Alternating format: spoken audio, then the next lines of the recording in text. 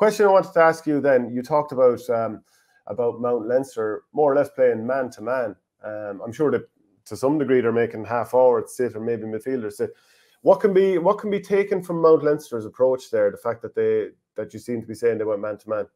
Yeah, like in fairness to Ballyhale, they were very economical in front of the post. The Mount Leinster defenders were actually very good, particularly Michael Dial, a cornerback, Gary Kelly, David Phelan, a fullback. They attacked an awful lot of ball and won an awful lot of ball when they went in there.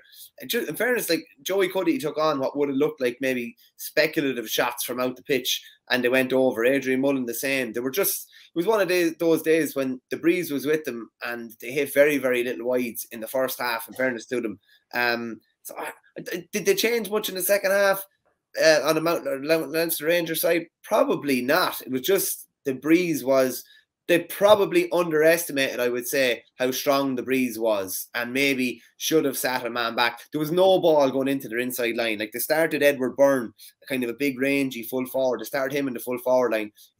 Like that wasn't the half to play him full forward. If he was going to be playing full forward, he was going to be playing when they had the breeze in the second half and they're going to be getting a load of ball in. So they probably, it's a very, very difficult thing to do. But when you realise conditions, they probably should have had a different team picked and probably maybe just played with even one man inside. The ball only went into their inside line 5 to 6 times in the first half.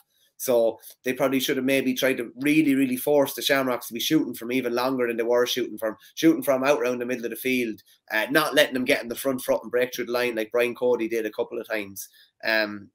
Once they did get their foot in the game, they gave it a hell of a rattle now, in fairness. If you enjoyed this piece of content, please follow us on YouTube by hitting the subscribe button in the bottom right-hand corner of the page, which helps the channel grow.